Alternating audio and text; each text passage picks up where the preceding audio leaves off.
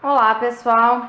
Este ano, no 7º ano, a gente vai estudar muito a biodiversidade. Só que antes da gente começar a estudar a biodiversidade, a gente primeiro precisa organizar. Então, se a gente observar qualquer ambiente, e hoje eu trouxe para vocês o ambiente do Bob Esponja, a gente vê muitos elementos. Então, a gente está vendo aqui nesta figura o Bob Esponja, o Patrick, uma plantinha aqui no fundo, toda a água por todo o ambiente. Então, neste ambiente, a gente tem diversos elementos e assim como outros ambientes também temos. Então, por isso a gente vai aprender agora os níveis de organização que tem em cada ambiente. Se considerarmos, então, deste ambiente apenas o Bob Esponja, então, considerando apenas um indivíduo de uma única espécie, a gente tem um organismo. Então, um organismo é um indivíduo só de uma espécie. Só que a gente pode ter diversos organismos da mesma espécie vivendo no mesmo local. Então, a gente tem não mais um organismo, nós temos uma população. Então, a população ela é definida como indivíduos, organismos da mesma espécie vivendo juntos em uma mesma região. Só que no ambiente a gente também pode ter outras populações vivendo juntas. Então, a gente tem, por exemplo, uma população aqui do Lula molusco, uma outra população aqui do Patrick.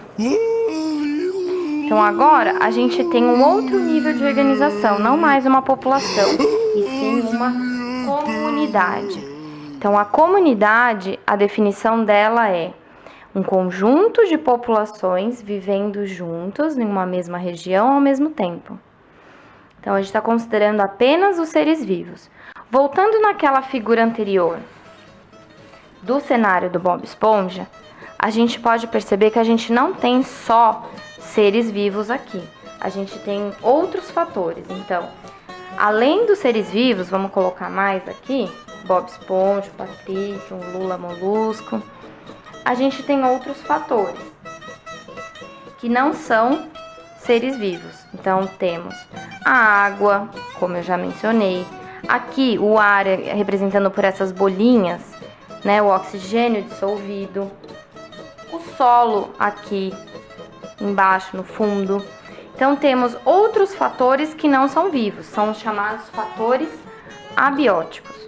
Então, se considerarmos tudo desse cenário, fatores abióticos como água, ar, solo e fatores bióticos, que são os seres vivos, nós temos então um ecossistema. Então, o ecossistema, ele é o conjunto de uma comunidade, que são os seres vivos, e os fatores abióticos, que aqui eu coloquei só esses três, mas a gente tem outros. Temos luminosidade, temperatura, umidade e assim vai.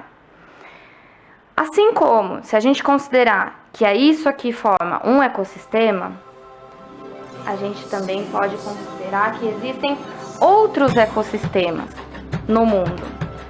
Então, um conjunto de ecossistemas, aqui está formando um ecossistema, outro ecossistema e outro ecossistema. Um conjunto de ecossistemas, a gente tem a biosfera. Então, a biosfera, ela é o conjunto de ecossistemas de toda a esfera da vida, de toda o planeta Terra. Então, vamos resumir. Então, nós temos o nível mais simples é o organismo. Um conjunto de organismos forma uma população. Um conjunto de uma população forma uma comunidade. A comunidade mais fatores abióticos formam um ecossistema. E o conjunto de todos os ecossistemas do planeta Terra formam a biosfera. Então, começamos pelo mais simples até o mais complexo. A gente tem níveis mais simples ainda do que organismos. A gente tem ainda um organismo sendo formado por sistemas, os sistemas sendo formados por órgãos, os órgãos sendo formados por tecidos, tecidos por células e assim por diante. Células ainda temos mais simples ainda. Só que isso aqui a gente não vai estudar no 7º ano, a gente vai estudar no 8º ano. Então a gente vai, este ano, focar apenas a partir de organismo até biosfera.